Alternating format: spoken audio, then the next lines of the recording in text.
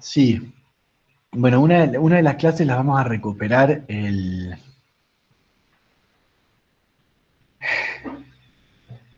lunes 25 a las 8 de la mañana. ¿Sí? Y la otra clase, tengo la idea de recuperarla el sábado a la mañana, a las 9 de la mañana.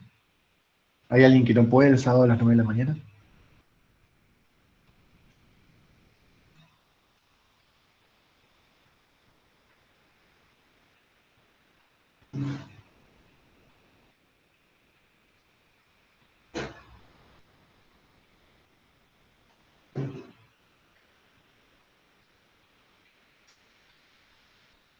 Bueno, entonces las otras clases las recuperamos el sábado a las 9 de la mañana. Bueno, lo primero que vamos a ver, sí, de este sábado, sábado 23 a las 9 de la mañana. Lo primero que vamos a ver es,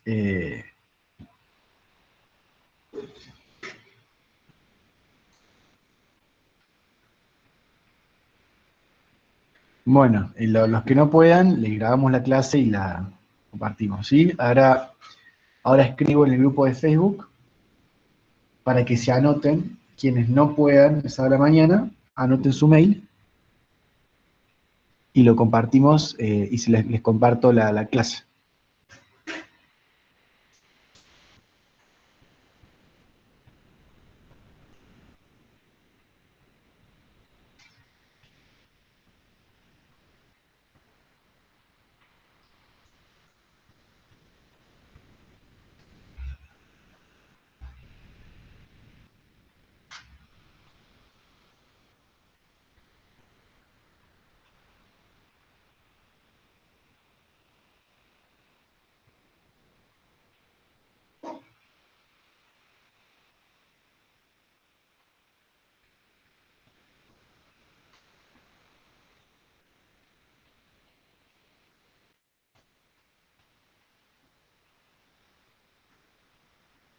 Bueno, vamos a ver lo que son las integrales de línea, ¿sí? Esta era como la parte más importante de esta unidad y para la cual estuvimos definiendo todo lo que definimos hace un rato y revisando todos los conceptos que revisamos. ¿En qué consisten las integrales de línea? Es otro nuevo tipo de integral, distinto de las integrales múltiples. Es un planteo distinto, con una filosofía distinta. Es otra herramienta, ¿sí? Pero equivale a cierta integral múltiple también, así que, o a cierta integral de Riemann. Así que, en el fondo, ustedes recuerden que todas las integrales que vamos a definir son, en el fondo, integrales de Riemann. Lo único que es distinto es el planteo.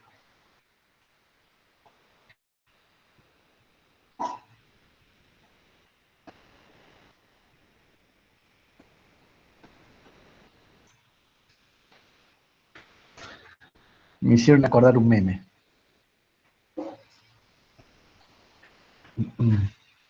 Después se lo subo al grupo de Facebook al meme, si lo encuentro. Eh,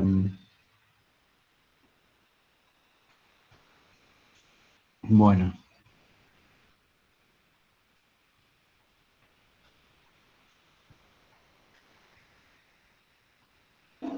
Para poder definir lo que son las integrales de línea, tenemos que tener claro qué es el diferencial de arco y el diferencial de línea, ¿sí? Supongamos que tenemos una curva C, que es la imagen de una función gamma. A esta altura ya está todo parametrizado, ya está todo en orden. Tenemos un punto gamma de t sobre la curva y un punto que es gamma de t más delta t, ¿sí? Por supuesto, el segmento que va de un punto al otro es delta gamma. Si delta t tiende a cero, o sea, el segundo punto tiende al primero, digamos, podríamos decir que es un dt, o sea, es un dt infinitesimal. Entonces tengo gamma de t y gamma de t más dt. Y en vez de ser un delta gamma, es un d gamma. ¿Ok? Si hago zoom ahí alrededor del d gamma, veo que el vectorcito d gamma es muy parecido en longitud al pedacito de curva que lo voy a llamar dl. ¿Está? Ese pedacito de curva, rojo, de L, es muy parecido en longitud a la longitud del vectorcito de gamma, desde el punto de vista infinitesimal. ¿Por qué? Porque ahora ya estamos hablando de curvas regulares. Si es una curva regular, su imagen es suave, no tiene puntos angulosos, y si es una imagen suave, entonces al hacerle zoom en un pedacito de curva, cuanto más zoom haga, más se parece a un segmentito. ¿Ok? Es la gracia. Entonces la longitud del d gamma es muy parecida a la longitud del pedacito de arco de L. ¿Sí? La longitud del pedazo infinitesimal de curva es dl, la norma de d gamma, pero la norma de d gamma, recordemos, el diferencial de una función, de una cantidad. D gamma vendría a ser d gamma dividido de t por dt. ¿Ok? Con una derivada total, un diferencial total. Y d gamma dt es gamma prima. Entonces me queda que el dl es la norma de gamma prima por dt. Pongo módulo de dt como para decir que el t tiene que estar yendo del valor más chico al más grande. Pero siempre me planteo, vamos a tratar de plantear los límites para ir del más chico al más grande, así que podemos dejarlo sin módulo, ¿ok? Entonces, el dl es la norma de gamma prima dt por dt. A eso le voy a llamar diferencial de arco. ¿Por qué? Porque es la longitud de un pedacito infinitesimal de arco, o sea, un pedacito infinitesimal de curva. ¿Está?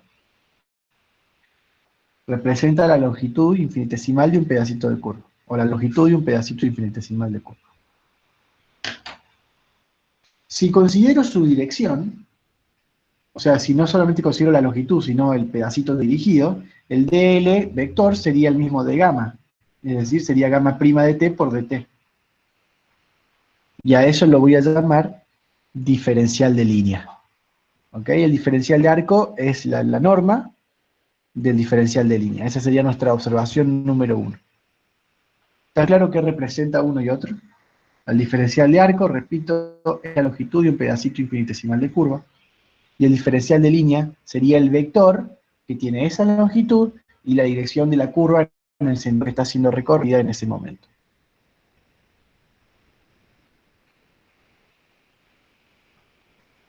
¿Vamos?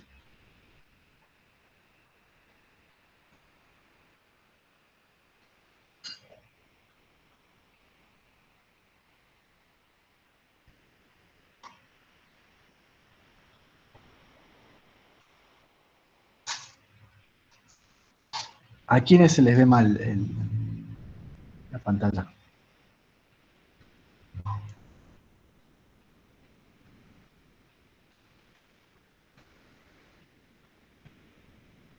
Bueno.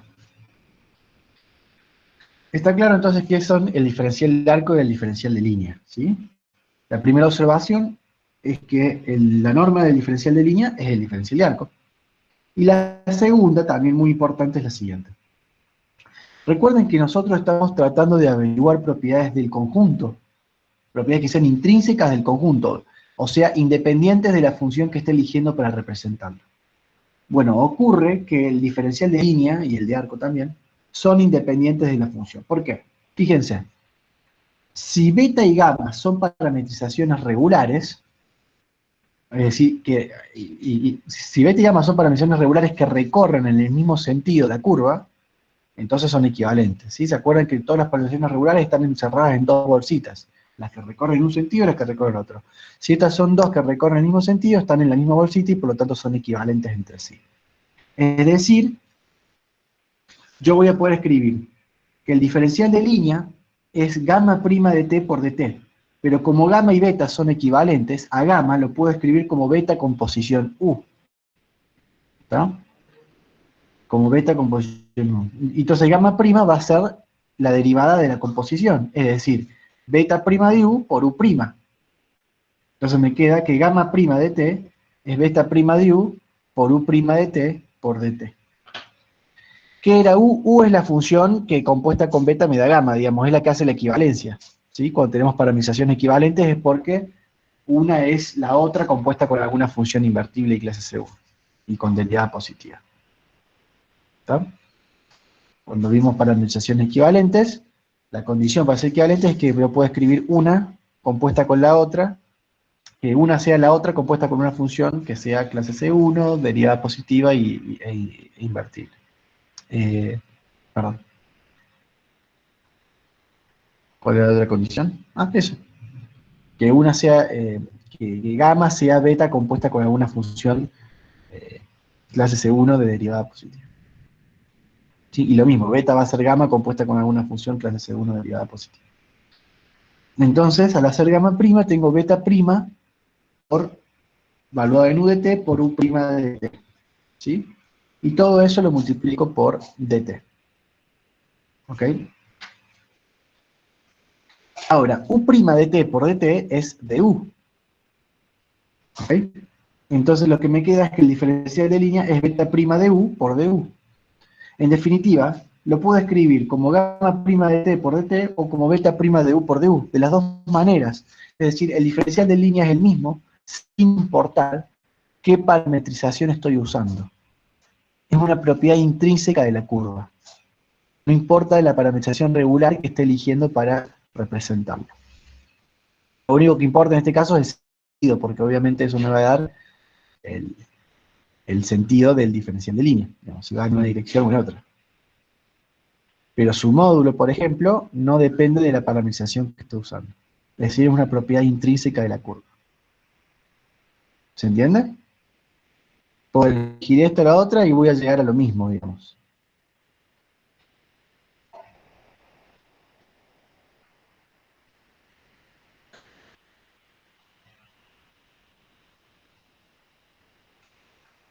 Bueno.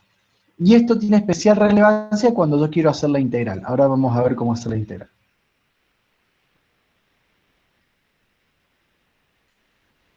¿Alguna pregunta con esto? Esta es la gracia de poder hablar de parametrizaciones equivalentes y demás, porque el hecho de que yo realmente estoy definiendo una propiedad que sea intrínseca a la curva y usando las definiciones que hicimos, puedo verificar que efectivamente me sigue dando lo mismo sin importar la representación que esté haciendo. ¿Okay? Si defino el diferencial de línea con gamma o con beta, va a dar exactamente lo mismo.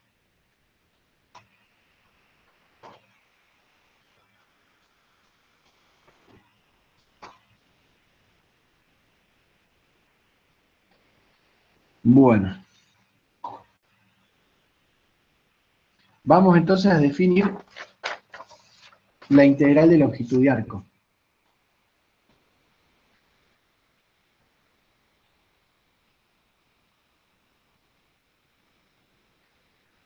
C a C, una curva regular, y gamma, una parametrización regular de C.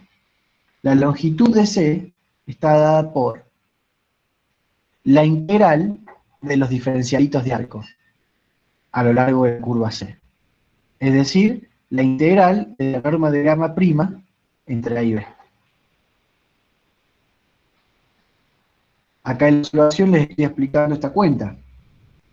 Calcular la longitud de la curva equivale a partir la curva, hacer una partición en la curva en muchos puntitos, de manera que la distancia entre los puntitos sea infinitesimal o cada vez más chiquitita, ¿sí? Y sumar todos los diferencialitos de arco en cada puntito, entre cada par de puntitos, ¿sí? Entonces la longitud, uy, se está viendo mal, bueno, salgo y vuelvo a entrar.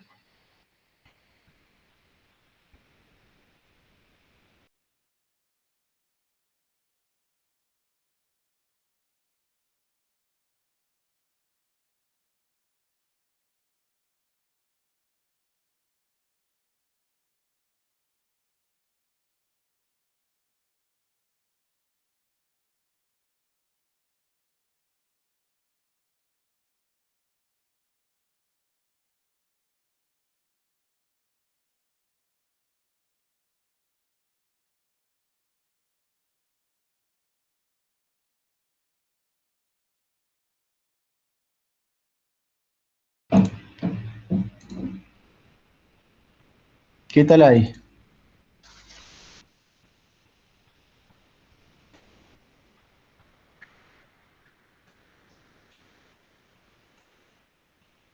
Bueno.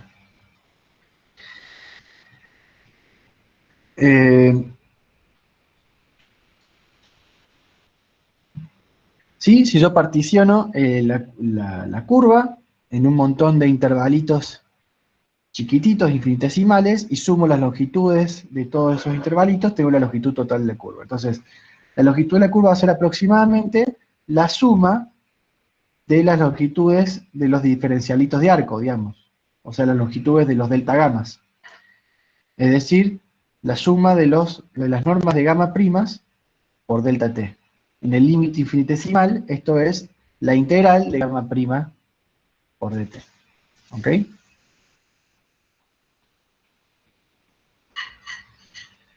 Eso sería la longitud de la curva. Estoy sumando los diferencialitos de arco a lo largo de toda la curva. Quiero que presten especial atención a que esto que subrayé con color lápiz, ¿sí? El hecho de la integral a lo largo de la curva C, equivale a decir a la integral entre A y B para la variable t. Y al decir el diferencial de arco, ese subrayado en azul, lo que estoy diciendo es la norma de gamma prima por dt. La única parte que le falta a esta integral vendría a ser el integrando. Es como si estuviera integrando la función 1 acá. De hecho, estoy integrando la función 1, como vamos a ver después. ¿Sí? Fíjense que en el primer caso, al decir la integral en C de dl, no, este planteo, integral de diferencial de arco en C, no depende de la parametrización. Pero para poder hacer la cuenta, ahí sí escribo la parametrización, la integral entre A y B de la norma de gamma prima de t. El primer planteo no depende, pero el segundo sí. ¿Ok?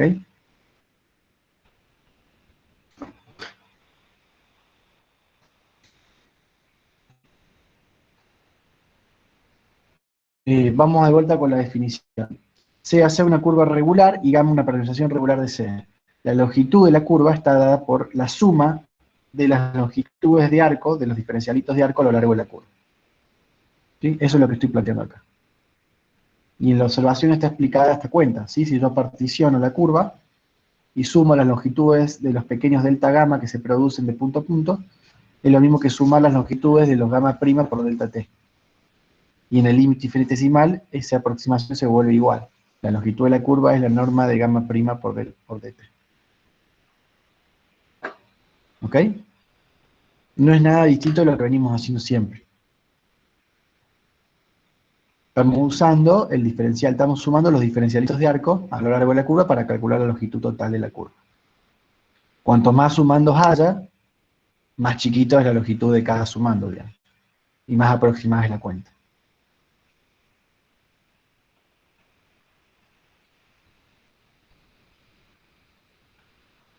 Bueno. Vamos a ver un par de ejemplos. ¿Alguna pregunta?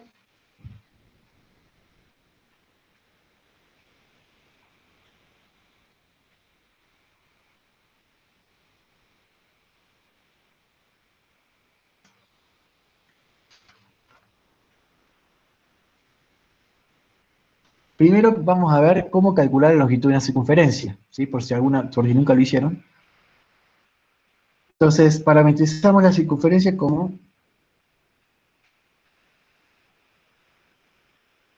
R coseno de t y R seno de t, con t entre 0 y 2pi.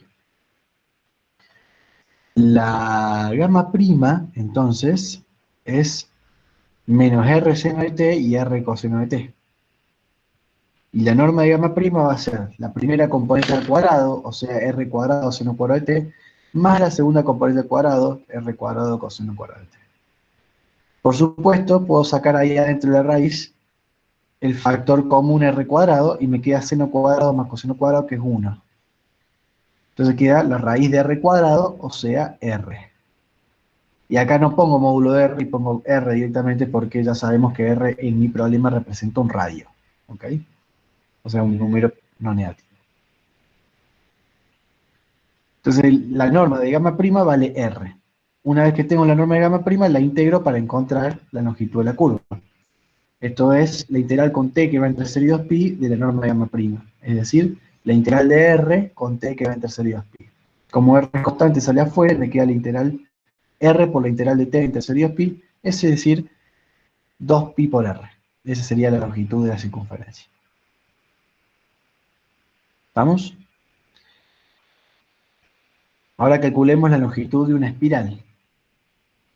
De nuevo, necesitamos parametrizar la espiral e integrar la norma de gamma prima. Para parametrizar la espiral, hacemos gamma de t es r coseno de t, r seno de t y h sobre 2pi por t. ¿Por qué? Porque estoy considerando una espiral que tenga radio r, entonces las partes x e y van a ser r coseno de t y r seno de t, y de que después de dar una vuelta, llegue a la altura h. Entonces cuando t valga 2pi, la parte z vale h. Y por eso pongo que z sea h sobre 2pi por t. ¿Ok? Esto es una espiral de radio r que después de una vuelta llega a la altura h. Así que en cada vuelta tiene altura h. Bueno, esta sería la parametrización. Con t entre 0 y 2pi estaría considerando solamente la primera vueltita. ¿Estamos? Su derivada va a ser menos r seno de t, r coseno de t y h sobre 2pi. Así que calculemos la norma de la derivada. Tengo que elevar el primero al cuadrado, queda r cuadrado seno cuadrado de t, más el segundo al cuadrado, queda r cuadrado coseno cuadrado de t, más el tercero al cuadrado, queda h sobre 2pi al cuadrado. Y todo eso le saco la raíz para obtener la norma de gamma prima. Por supuesto, los primeros dos términos, al igual que antes, se puede sacar factor común r cuadrado, y queda seno cuadrado más coseno cuadrado, o sea 1. Entonces me queda la raíz de r cuadrado más h sobre 2pi al cuadrado.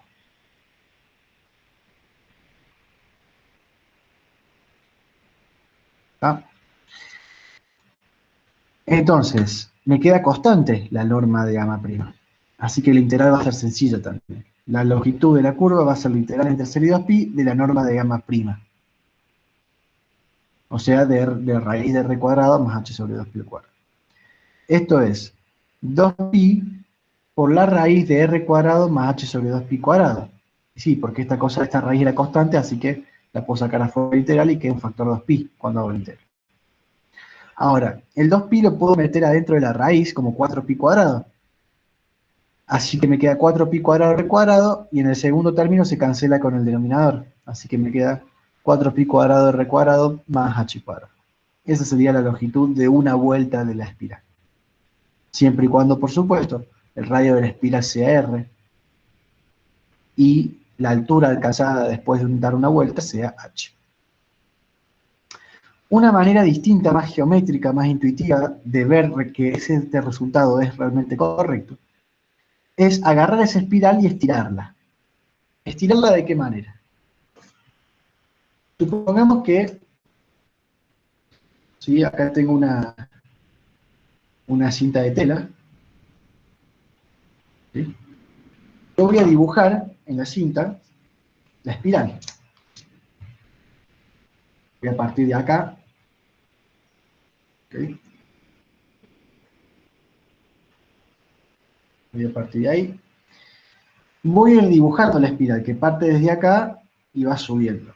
Por supuesto no va a quedar muy prolijo, pero voy a hacer un esfuerzo.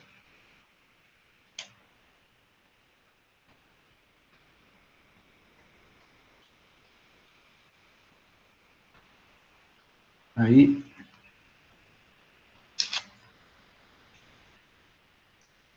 Y ahí. Fíjense, empecé de ahí.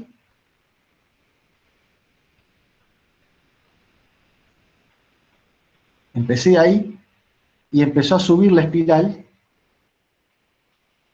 hasta llegar arriba. ¿Okay? O sea, esa línea azul está dibujando una espiral en el espacio. Una vuelta de espiral. ¿Qué pasa si yo la saco? Por supuesto acá está muy desprolijo, pero me debería quedar rectito eso y me debería formar un triángulo. ¿Sí? Me debería quedar recto y debería formar un triángulo. Que empieza de ahí abajo y sigue hasta allá arriba. Ese triángulo es el que marqué con rojo acá en el dibujo. Fíjense que la base del triángulo es 2πr porque es la vuelta que le di a la cinta, digamos. ¿Sí? Es el radio de la cinta por 2π. Y la altura del triángulo es el grosor de la ala, lo que subió después de una vuelta, o sea, h. ¿Se entiende? Entonces la longitud total de la espiral que yo dibujé, que acá estaría en rojo, sería la hipotenusa. Es decir, la raíz de 4π cuadrado r cuadrado más h cuadrado. ¿Se dan cuenta? Es como si yo agarrara la espiral esa y la aplanara.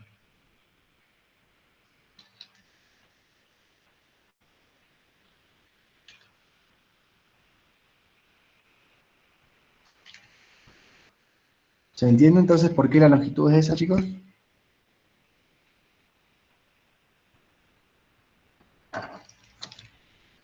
Bueno. Ahora, hay algo que se llama la parametrización por longitud de arco. Yo les voy a contar un poco sobre eso. De todas las parametrizaciones posibles, hay una que vendría a ser la canónica, la preferida, ¿sí? Siempre y cuando se la pueda encontrar de manera sencilla. Si gamma es tal que la norma de gamma prima vale 1, entonces el diferencial de arco en esa parametrización lo puedo escribir como norma de gamma prima por dt, y como norma de gamma prima vale 1, me quedaría directamente dt. ¿Sí? Si la norma de gamma prima vale 1, constantemente 1, el diferencial de arco es nada más y nada menos que la misma variación infinitesimal de la variable de la parametrización correspondiente. Y a la longitud de la curva directamente la puedo calcular como el integral entre a y b de dt, o sea, b menos a, por así decirlo, la longitud del intervalo que es el dominio de la gama.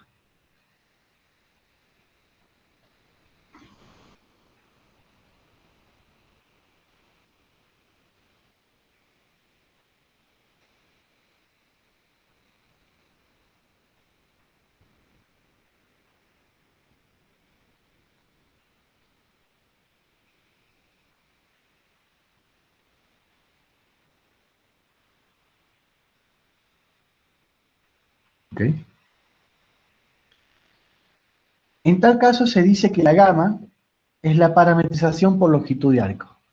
Pongo la porque esa parametrización es única, salvo por el sentido de la misma, ¿no es cierto?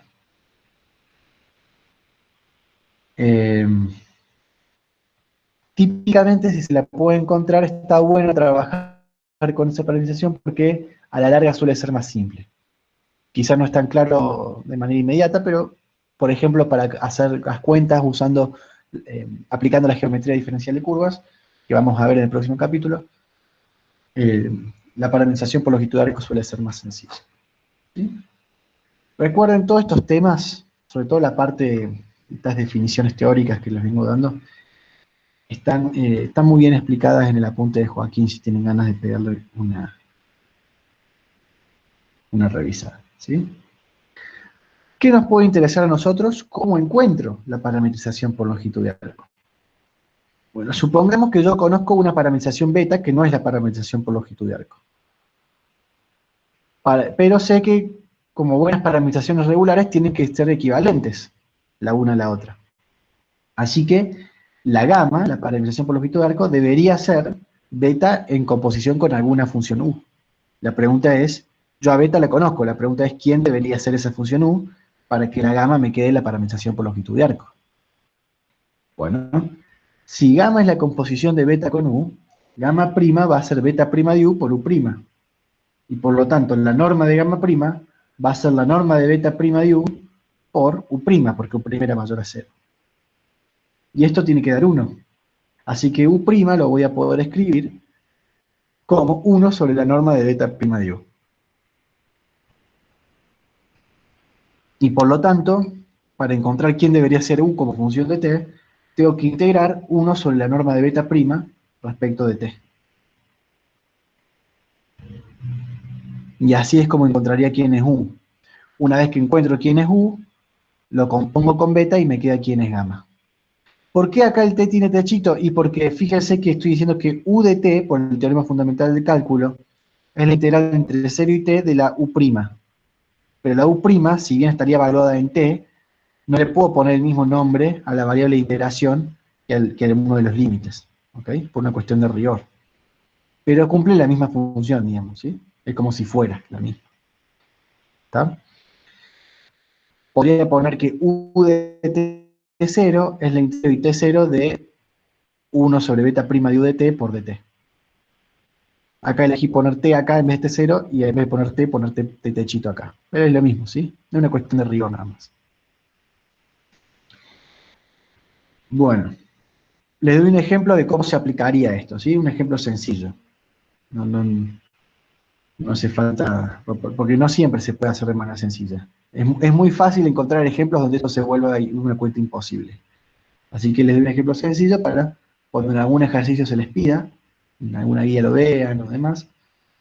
¿Qué es lo que hay que hacer? Bueno, supongamos que yo ya tengo una parametrización beta, que en este caso sería la de la espiral, por ejemplo, y quiero encontrar, para la espiral que resolvimos recién, quiero encontrarle la parametrización por longitud de arco.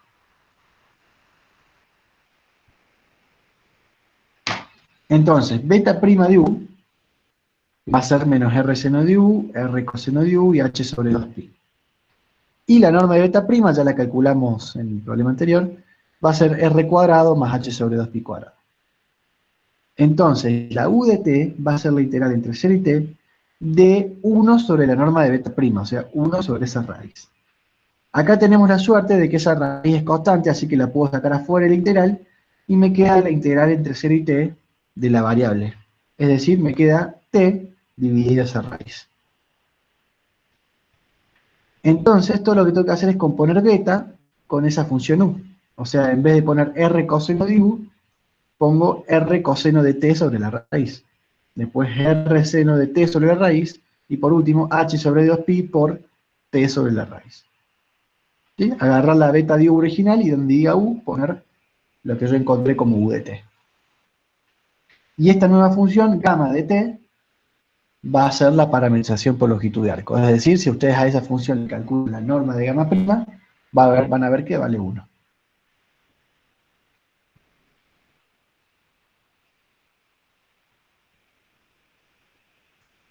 ¿Ah? No siempre, no siempre la integral esta de 1 sobre la norma de beta prima, no siempre va a dar t sobre la norma de beta prima. Y acá dio así de fácil porque la norma de beta prima era constante, pero no siempre va a ser constante.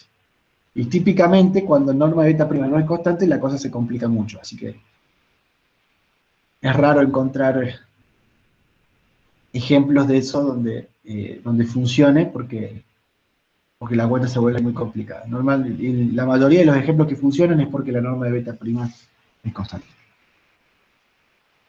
Bueno, pero bueno, puede no ser el caso, ¿sí? Este vendría a ser el procedimiento general para encontrar la parametrización por longitud de arco. Y como ven, acá yo estoy aplicando la definición de parametrización equivalente, ¿no? El hecho de que beta composición con una función clase C1 sea gamma, entonces puedo hacer la derivada de la composición, y además el hecho de que U' sea positiva hace que pueda no ponerle el módulo, etc.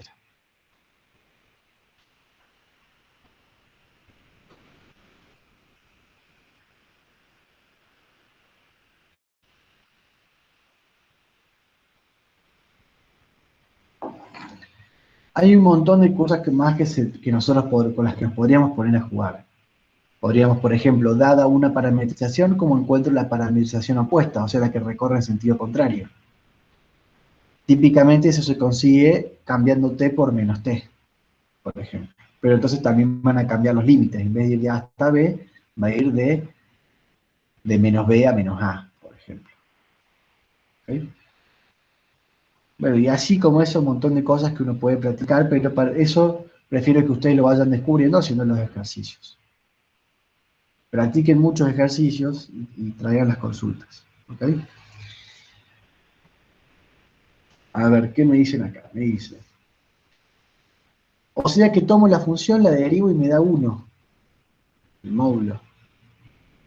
Si agarrás esta gama, o sea, si vos agarrás la parametrización por longitud de arco, la norma de su derivada tiene que dar 1. El que sea parametrización por longitud de arco significa que la norma de su derivada da 1. Ahora, ¿cómo lo encuentro? Bueno, para poder encontrarla tengo que partir de una parametrización ya, beta en este caso, y la función de cambio de variable, que sería la u, la calculo como la integral de 1 sobre la norma de beta prima. ¿Ok? Y después compongo beta con u y así obtengo la parametrización por longitud de arco.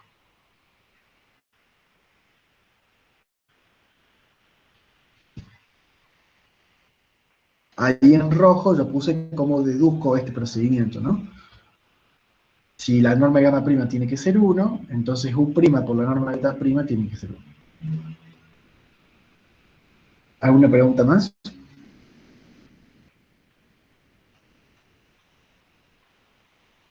Bueno, vamos entonces a las integrales de línea. ¿Sí? Hasta ahora la única integral de línea que definimos fue la de longitud de arco, que es un caso muy particular. Vamos a generalizar esto, en general, a la integral de línea de campo escalar propiamente dicha.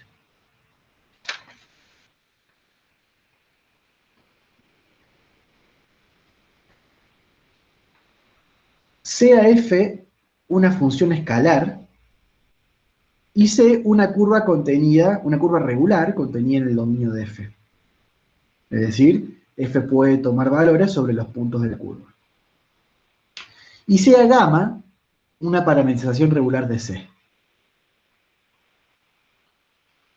¿Sí? Tengo una función escalar que puede tomar valores sobre una cierta curva regular y gamma que sea una parametrización regular de esa curva.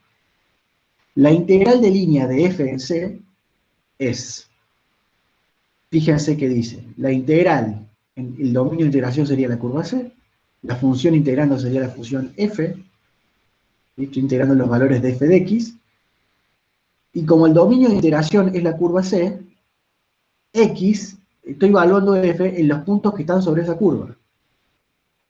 Y por último pongo dl, es decir, f de x por dl. ¿Qué significa eso? Que no es una integral múltiple la que estoy planteando. Si fuera una integral múltiple diría dn de x. ¿Tá? Acá dice dl. Siempre fijándome en la variable de integración, o sea, en el diferencial, me doy cuenta de qué tipo de integral se trata. Debería, digamos. ¿Sí? La notación que elegí para este curso es precisamente para que ustedes no se mareen con eso. Una notación que les permita a ustedes reconocer qué tipo de integral se trata, mirando solamente quién es la variable de la integral, o quién es el diferencial de la integral, digamos. ¿Okay? Si el diferencial es un dl, o sea, un diferencial de arco, se trata de una integral de línea de campo escalar. Si fuera un dn de x, sería una integral múltiple, de Riemann, por ejemplo. Bueno, en este caso no es una integral múltiple así como está planteado, es una integral de línea de campo escalar. Significa que a los valores de f en los puntos de la curva, los voy a estar multiplicando por diferencialitos de arcos, y sumando todas esas multiplicaciones. ¿Ok? Ahora, desde el punto de vista matemático y práctico, ¿cómo se calcula eso? Y se calcula reemplazando f de x, que es lo que subrayé en azul, por f de gamma de t. Es decir, tengo que evaluar f en los puntos de la curva, o sea, en los puntos gamma de t. Y reemplazando el diferencial de arco por su valor según la parametrización gamma, que es la norma de gamma prima por dt. Y por supuesto, al decir que estoy integrando a lo largo de la curva C, lo que estoy diciendo es que estoy integrando para valores de t que van entre A y B. Entonces, una vez más, las tres partes de la integral, ustedes pueden ver cómo se condicen las unas con las otras. Decir que estoy integrando a lo largo de C equivale a decir que la variable t va desde A hasta B. Decir que f está evaluado en los puntos x de la curva C equivale a decir que f está evaluado en los puntos de la forma gamma de t. Y decir que estoy multiplicando por un diferencialito de arco equivale a estar multiplicando por la norma de gamma prima por dt. ¿Está? Siempre la integral tiene tres partes y puedo ver acá claramente qué parte coincide con cuál. El planteo de la izquierda es la definición de la integral de línea de campo escalar. El planteo, perdón, es la, sí, y el planteo de la derecha es cómo tengo que calcularlo. O sea, esta ecuación es la definición. El planteo de la izquierda vendría a ser independiente de la parametrización. Es el nombre que tiene la integral de línea de campo escalar. Eso es independiente de la parametrización. Estoy integrando esa función a lo largo de esa curva. Punto. No importa qué parametrización elija. Ahora, si quiero calcularlo, tengo que elegir alguna parametrización y hacer esa cuenta que está a la derecha.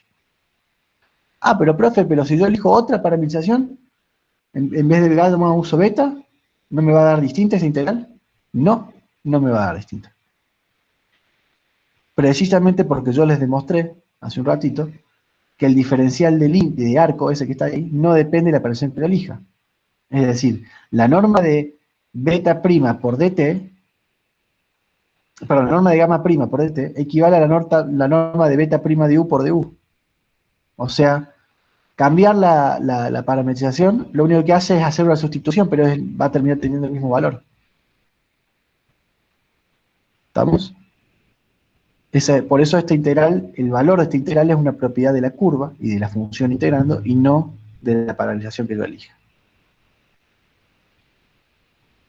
Sí, hay un teoremita, que de hecho está demostrado eso en el apunte de Joaquín, también si lo quieren ver, que lo demuestra, pero no es tan difícil si lo piensan en la cuentita que yo les hice hace un ratito.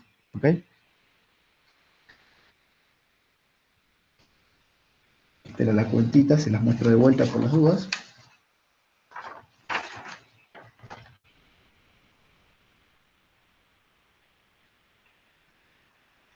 Sí. Fíjense que el diferencial de línea y por lo tanto su norma, que es el diferencial de arco, la pueden escribir como norma de gamma prima de t o norma de beta prima de u, es lo mismo. Por supuesto que si cambian de la variable interacción en vez de ser de t, pasa a ser de u. Si t va de a hasta b, u va de c hasta d, o sea, tiene que sustituir los límites también. Pero el valor del integral va a ser el mismo. ¿Ok? En vez de ser f de gamma de t, va a ser f de beta de u, y en vez de ser norma de gamma prima de t, va a ser norma de beta prima de u, y los límites en vez de ir de hasta b van a ir de c hasta d. Pero el valor del integral va a ser el mismo.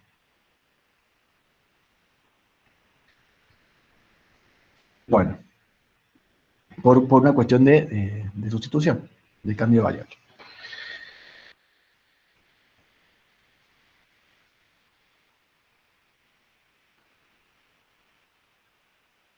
Entonces, fíjense que el planteo de la izquierda es una forma de expresar lo que no depende de la parametrización, y el planteo de la derecha es una forma de expresar lo que sí depende de la parametrización, y es la que me sirve para hacer la cuenta. Pero hay cuentitas o hay cosas que yo puedo deducir usando lo de la izquierda sin necesidad de pensar en una parametrización. Bueno, un par de observaciones. Observación número 1.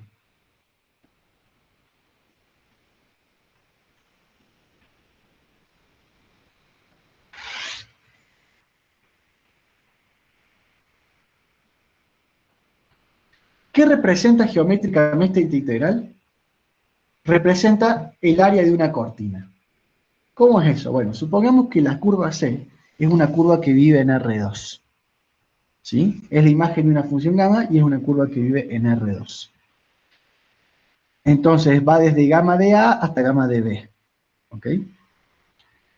Ahora, la función f, ¿sí? La función f va, si C vive en Rn, f tiene dominio en Rn, porque el f puede ser evaluada en los puntos de C.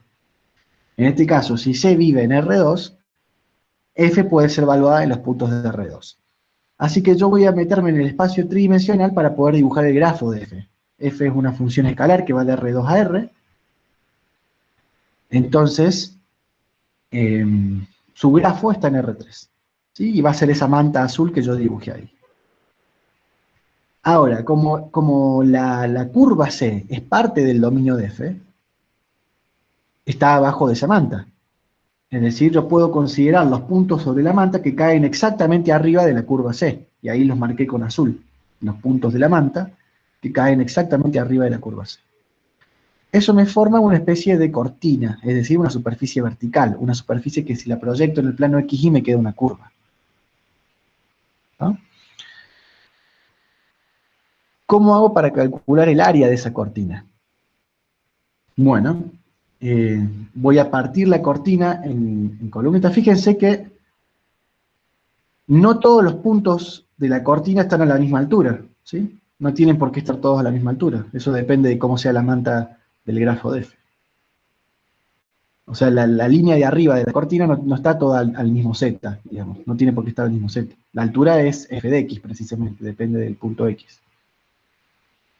Pero las de abajo, sí, la línea de abajo de la cortina está toda sobre el plano XY porque es la curva C. Entonces, ¿qué voy a hacer? Voy a partir la curva C en varios intervalitos. La longitud de cada intervalito es de L, o sea, el diferencial de arco. Y el área de la columnita verde que cae arriba de ese intervalito va a ser la base por la altura. La base es el dl, la longitud del arquito ese, y la altura es f de x, donde x es algún punto de ese intervalito. Entonces, el área de la columnita verde es f de x por dl. O sea, va a ser un área infinitesimal, por eso le pongo dA de x. Es un área infinitesimal que está alrededor del punto x. Si yo quiero el área total de la cortina, tengo que sumar todas esas áreas de columnitas. Es decir, tengo que hacer la integral a lo largo de la curva C de f de x por dl. En otras palabras, esta integral de línea de campo escalar representa el área de esa cortina. El área de la cortina que se forma por arriba de la curva y abajo del grafo de f. ¿Estamos? Es una forma de interpretarlo, ¿sí? Es una forma de interpretarlo. Esto se puede usar para otras cosas también. Siempre que yo quiera sumar una cantidad escalar a lo largo de una línea, uso una integral de línea de campo escalar. Por ejemplo, si quiero calcular la masa de un hilo, y punto a punto la densidad lineal de masa varía, tengo que integrar la densidad lineal de masa a lo largo de la curva del hilo, y así obtengo la masa total del hilo. Podría ser un alambre con carga eléctrica. Si integro la densidad lineal de carga eléctrica a lo largo del alambre, obtengo la carga total del alambre. ¿Está? Y como esa hay muchas posibilidades también. ¿Sí?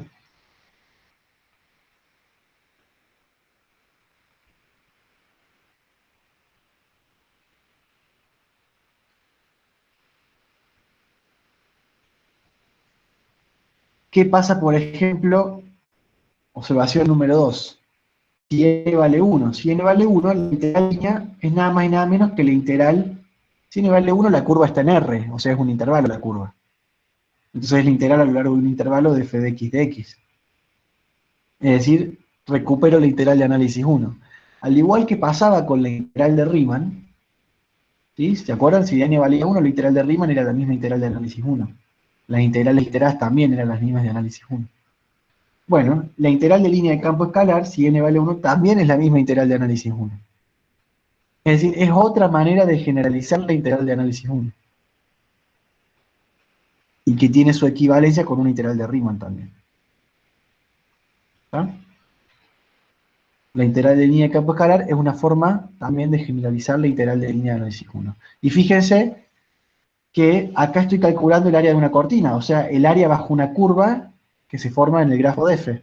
Bueno, si n fuera 1 pasa lo mismo. Estaría calculando el área bajo una curva que es el grafo de f.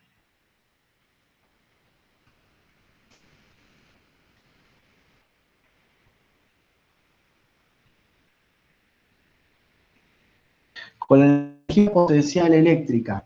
Bueno, por ejemplo, si quieren ahora les hago un problemita para calcular la energía potencial gravitatoria o eléctrica de un alambre. ¿Sí?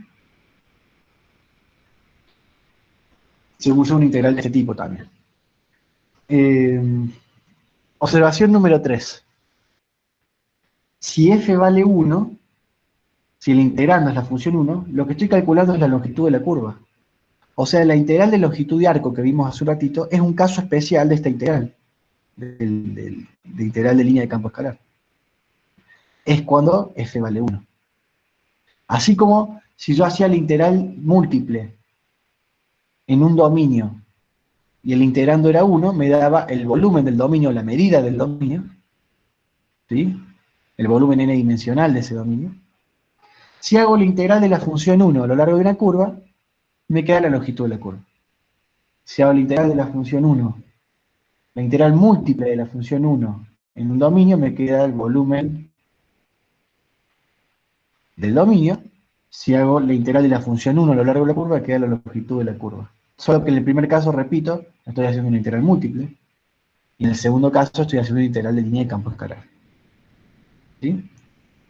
La integral múltiple me da un volumen n dimensional, y la integral de línea de campo escalar me da un volumen unidimensional.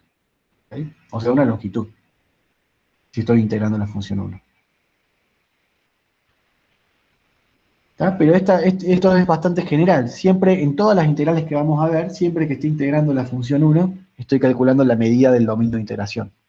En el caso de integral múltiple, estoy calculando su volumen n-dimensional, y en el caso de integral de línea, estoy calculando su longitud.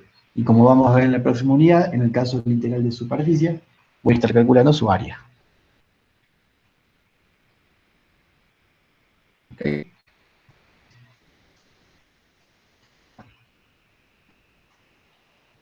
Bueno, ¿alguna pregunta de esto?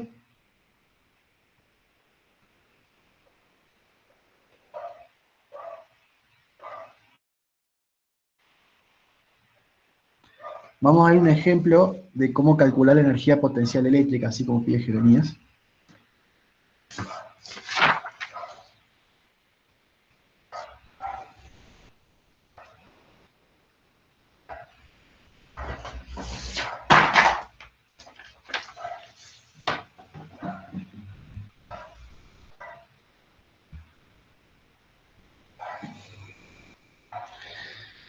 No creo que llegue a subir las hojas en estos días, Iván. A ver.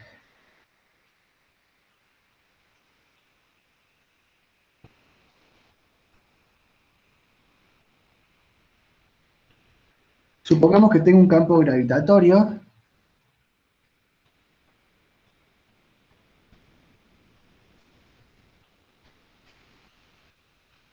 Bueno, podría tener un alambre de masa variable en un campo uniforme, por ejemplo, o un alambre de masa constante en un campo variable. Es el mismo tipo de problema. Vamos a hacer el segundo caso. Supongamos que el campo, que acá hay un planeta, ¿sí? Y ese planeta genera un campo gravitatorio.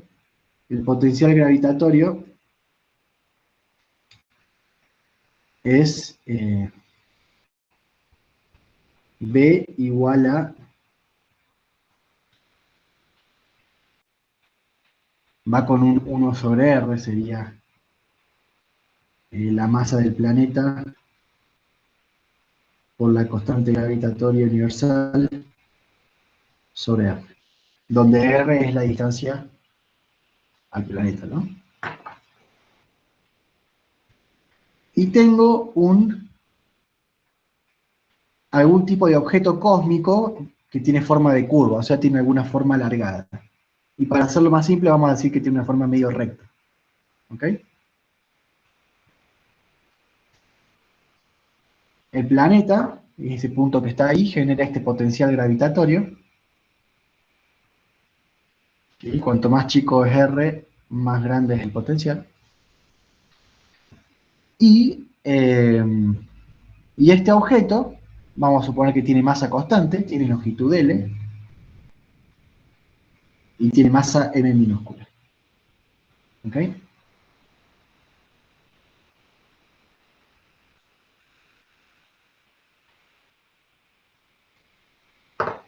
Y quiero calcular la energía, supongamos que está en línea recta con el planeta, ¿no? Así, para hacerlo bien sencillo. Quiero calcular la energía potencial de este objeto. ¿Sí? Entonces, como lo que voy a hacer es calcular la energía potencial de un pedacito del objeto. Vamos a agarrar un pedacito verde ahí. Le voy a hacer zoom. ¿Ok? Le voy a hacer zoom para que se vea más claro. Este es mi objeto. Ese pedacito, vamos a decir que tiene longitud DL. ¿Ok? Y la coordenada R, acá vamos a decir que tiene, esto está a distancia R0 del planeta y esto está a distancia R0 más L, ¿sí? Porque la longitud del objeto es L. ¿Sí? Ese está a distancia de R0 y este está a distancia a R0 más L. Entonces, ¿cómo calculo la energía potencial de ese pedacito? Supongamos que este pedacito está a distancia R.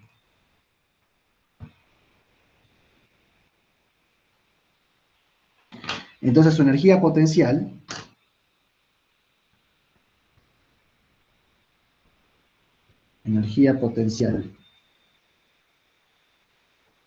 del pedacito, pueden pensar también que esto es una carga puntual y esto es un alambrito de carga, ¿sí? Con carga uniformemente distribuida, también lo pueden pensar así si quieren. Puede ser gravitatorio, puede ser eléctrico, esto es el mismo tipo de problema. Energía potencial del pedacito, ¿cómo la calculo? Y va a ser la masa del pedacito por el potencial gravitatorio. Es decir, va a ser du es igual al potencial gravitatorio en el punto R, porque el pedacito se encuentra en la posición R, por la masa del pedacito.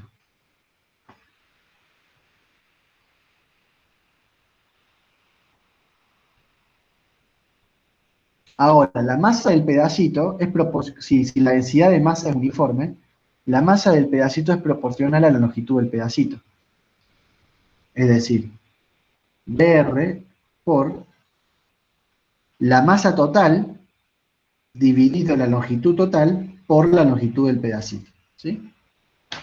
Esta vendría a ser la densidad de masa. La masa total sobre la longitud total vendría a ser la densidad lineal de masa. Y si la multiplico por la longitud del pedacito, me queda la masa del pedacito. Esta sería la densidad uniforme de masa. Y esto sería el dm, ¿sí? La masa del pedacito sería esa densidad por la longitud del pedacito.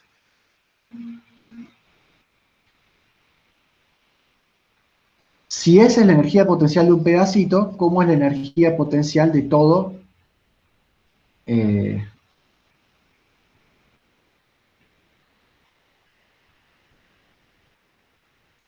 el alambre?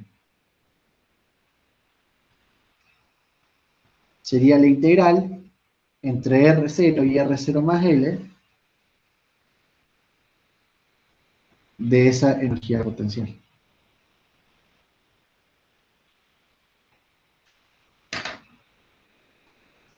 Bueno, en este caso el dl sería de R. ¿Okay?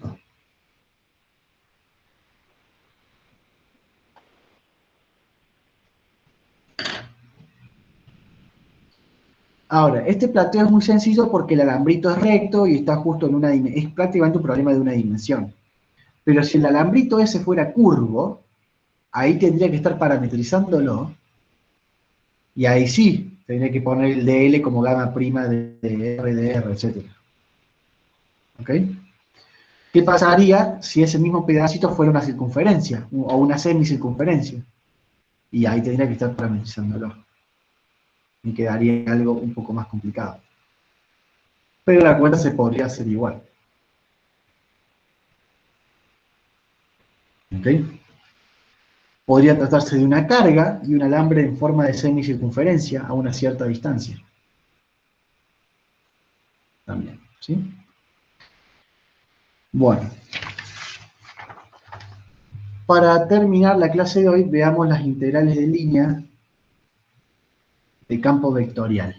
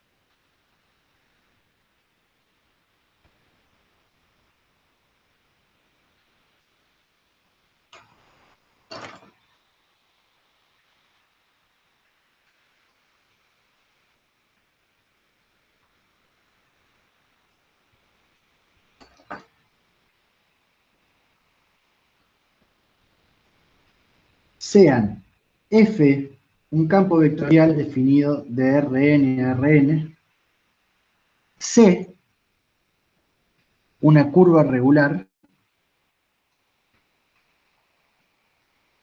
en el dominio de F, y gamma, una parametrización regular de C.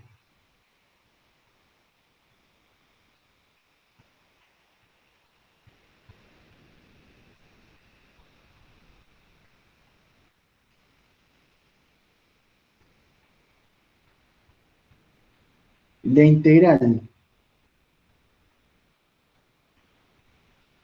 de línea de F en C es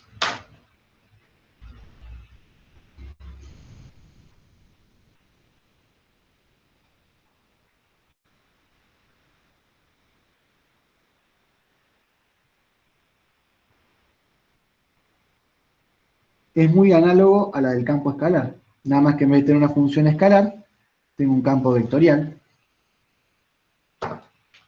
Y en vez de usar un diferencial de arco, uso un diferencial de línea. Es decir, ahora el DL tiene techito, tiene dirección. De tal manera que en vez de estar multiplicando dos escalares, antes yo estaba multiplicando la F escalar con el DL escalar, ahora estoy multiplicando, estoy haciendo un producto entre el vector F y el vector DL. Y es un producto punto, es un producto escalar. Este de acá es un producto escalar.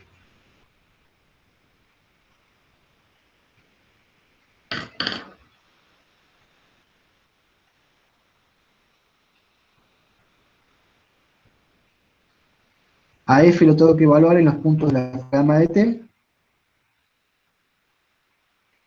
y hacer eso producto escalar con gamma prima de T.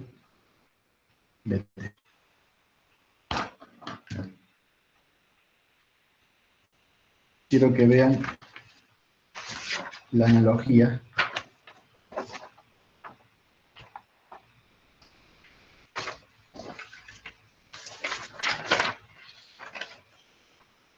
Con lo otro. ¿Sí?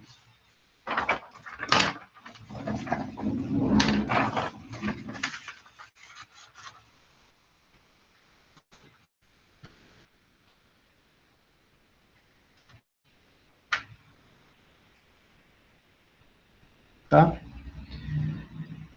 En la integral de línea de campo escalar estoy multiplicando por una función escalar y por diferencial de arco. En el campo de la integral de línea de campo vectorial tengo un vector, que es el campo vectorial, producto escalar con el diferencial de línea. ¿Sí? Abajo es una multiplicación, lo de abajo, y lo de arriba es un producto escalar. Abajo una multiplicación entre dos escalares, y lo de arriba es un producto escalar entre dos vectores. Abajo, el diferencial de arco usa la norma de gamma prima de t, y arriba es el diferencial de línea, así que va sin norma. ¿Está? Pero todo lo demás es igual.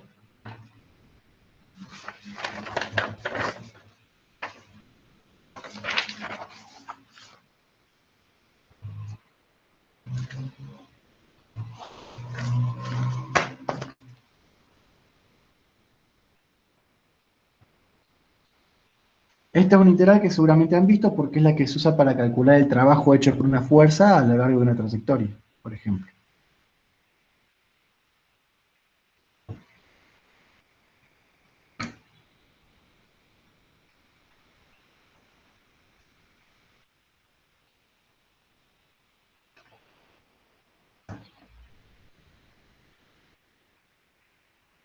Por supuesto, esta también es una eh,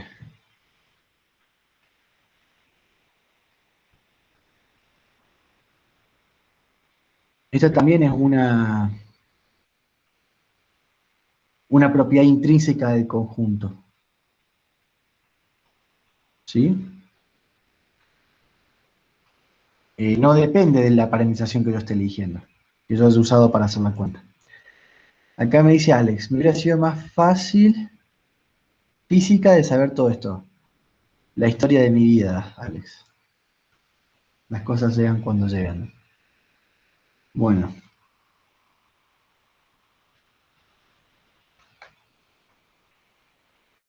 Observación número 1. ¿Para qué se puede usar esto? Para lo que más se usa para muchas cosas, pero para lo que más se usa es para trabajar, para calcular el trabajo de una fuerza, ¿sí? El campo vectorial sería la fuerza como función de los puntos del espacio, la fuerza que sufre el móvil como función de los puntos del espacio, y la curva sería la trayectoria que sigue el móvil. Entonces, se puede usar para representar o calcular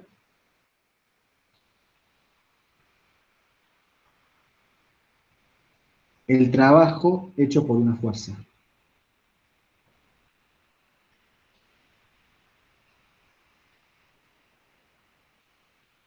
El trabajo que hace la fuerza F es la integral a lo largo de la curva C de F por dl. También se puede hacer poner así, ¿no es cierto? F por dl, no hace falta poner F de X por dl. Se puede poner directamente F por dl. ¿Eh?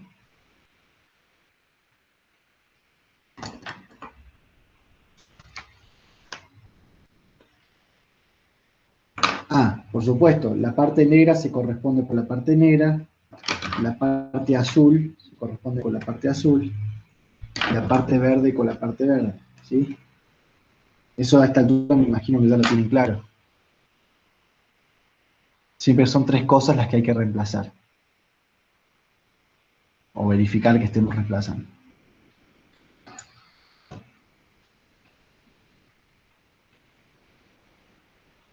O la diferencia de potencial respecto... Claro, bueno, eso lo vamos a ver en la unidad 7. ¿Por qué el trabajo del gradiente equivale a la diferencia de potencial entre dos puntos? Eso lo vamos a ver en la unidad 7. ¿Sí?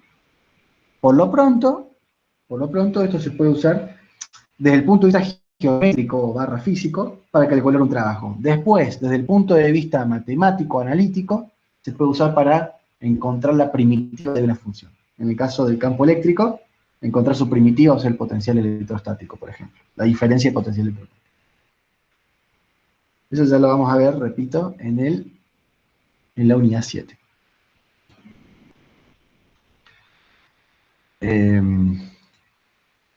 Geométricamente, ¿qué está pasando acá? Está pasando que si el móvil sigue una determinada trayectoria, su desplazamiento infinitesimal es dl. Y la fuerza que sufre en ese punto, supongamos, es F. ¿Ok? Y este sería el punto gamma de t. Entonces, si hago el producto escalar entre F y el dl, me queda el trabajo F por dl, me queda el trabajo, el trabajo infinitesimal que sufrió, que hizo la fuerza F cuando el punto se movió ese vectorcito de L. Sumando todos los trabajos infinitesimales a lo largo de la trayectoria, obtengo el trabajo total, ¿no es cierto? ¿Por qué digo que ese trabajo infinitesimal? Porque el trabajo infinitesimal es precisamente la norma de F por la norma de dl por el coseno del ángulo comprendido, que es θ, por ejemplo. ¿Sí? Y eso, por definición, es el producto escalar. ¿Ah? Si yo agarro, el trabajo, por definición, es la norma de la fuerza por la norma del desplazamiento por el coseno del ángulo comprendido. Pero eso, por definición, es el producto escalar.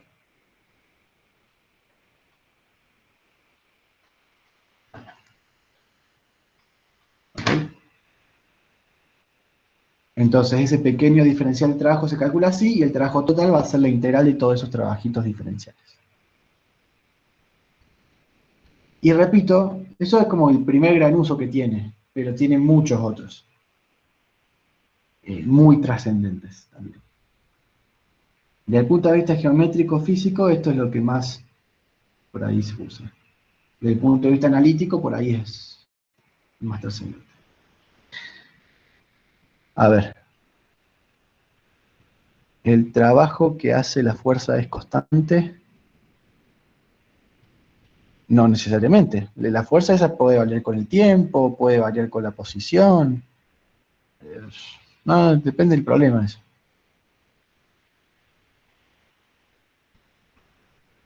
¿Ok? Si es una fuerza conservativa,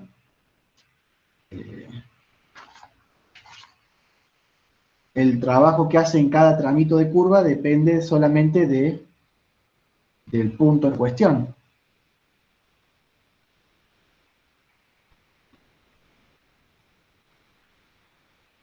del segmentito en cuestión, mejor dicho. O sea, el punto inicial y el punto final. Pero eso, bueno, repito, ya lo vamos a ver en la unidad 7. ¿Sí? Por lo pronto, quiero que se queden con la idea esta. Geométricamente, hacer el producto escalar equivale a hacer la norma de eje por la norma de DL por el coseno del ángulo, y eso es básicamente el trabajo de ese tramito. Y sumando los trabajos de todos los tramitos, tengo el trabajo total. La segunda observación que me gustaría hacer,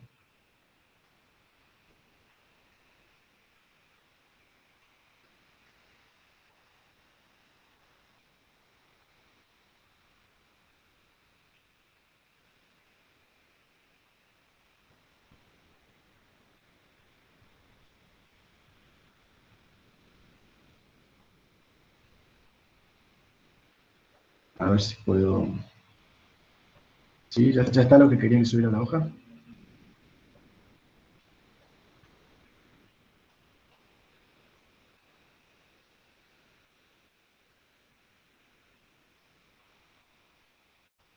Bueno, la segunda observación que me gustaría hacer,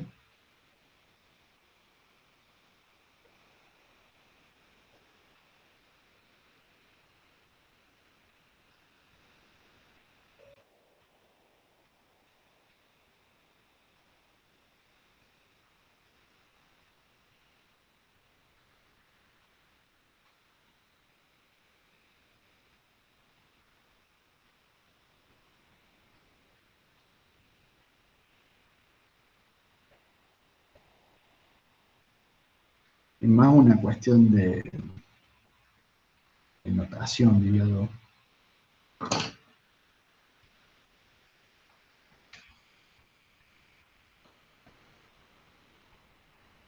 Si C es una curva cerrada, se suele poner la integral cerrada de f por dl. ¿Sí? Y ese circulito alrededor del signo integral significa que es a lo largo de una curva cerrada.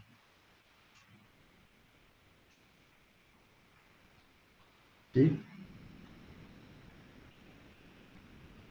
Y si es orientada,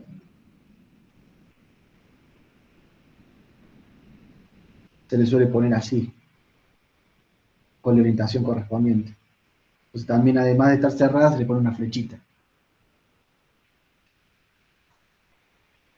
Por supuesto, si ustedes la orientan en un sentido, el resultado de la integral me da el opuesto que si la orientan en el sentido opuesto. O sea, hay un signo de diferencia.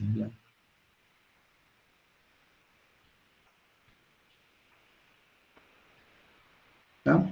En cualquier caso, se le llama circulación de f en C. ¿Okay? En cualquiera de los dos casos, a esa integral se le llama la circulación de f en C. O sea, la integral de línea de f en C, cuando C es cerrada, se le llama la circulación de f en C. Algunos le llaman el trabajo de circulación, pero me parece una redundancia, salvo en determinados contextos. En fin, no importa, digamos, no es algo, no es una ciencia exacta eso. Lo que importa es que si leen en algún lado circulación, sepan que se refiere a esto.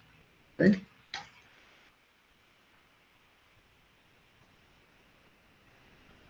Bueno,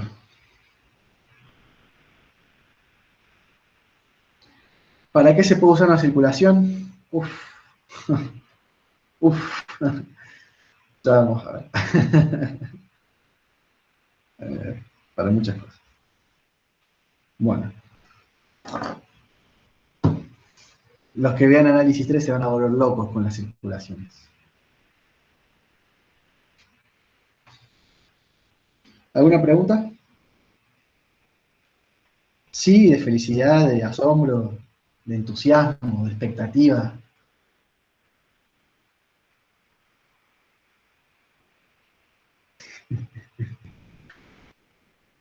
También de migraña, de frustración, de estrés.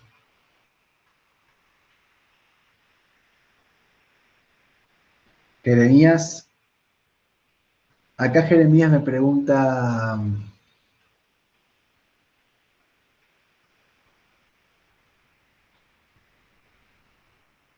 ¿qué dice? Acá Jeremías me pregunta si no da cero. No, a ver, la circulación puede dar cero, por supuesto que sí. Hay cierto tipo de campos vectoriales que se llaman campos conservativos, que por definición son aquellos cuya circulación siempre vale cero. ¿No? Los campos conservativos, por definición, son aquellos cuya circulación siempre vale cero, pero no todos los campos son conservativos. Hay algunos que no son conservativos, donde en algunas circulaciones da cero y en otras no, otras donde nunca da cero, etc. Eso ya, repito, lo vamos a ver con más detalle en la unidad 7. Los rotacionales son eh,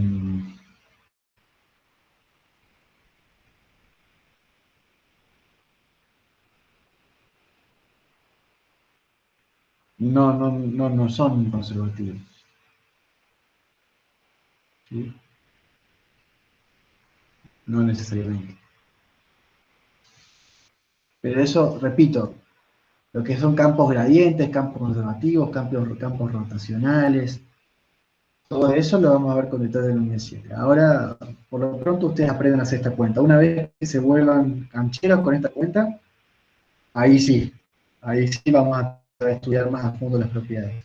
Ustedes primero practiquenla. ¿Ok? Bueno, paso a tomar lista.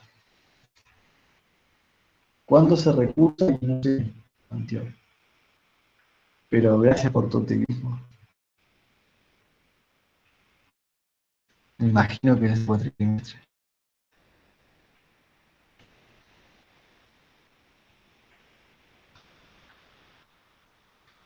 A ver, hoy es miércoles.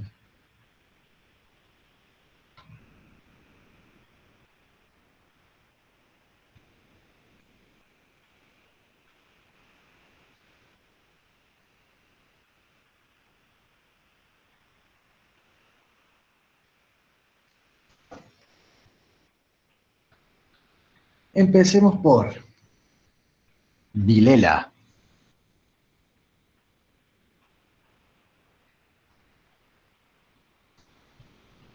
Vergara, Bedia, Vargas, Valdivieso,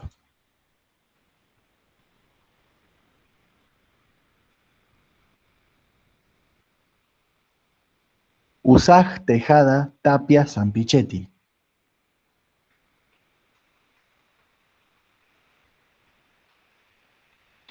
Salgado, Rodríguez Magín, Rocha,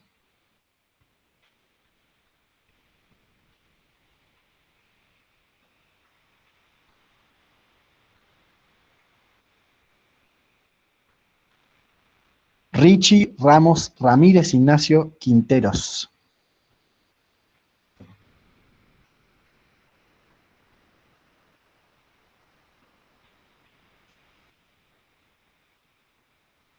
Ponce, Paredes, Orman, Nieto, Nevia,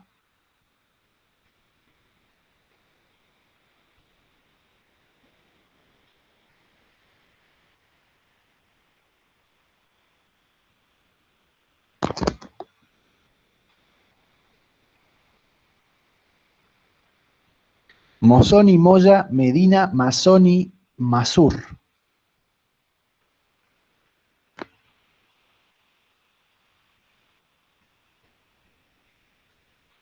Mamani, Lugones, Losada, Llanos, Lavesari.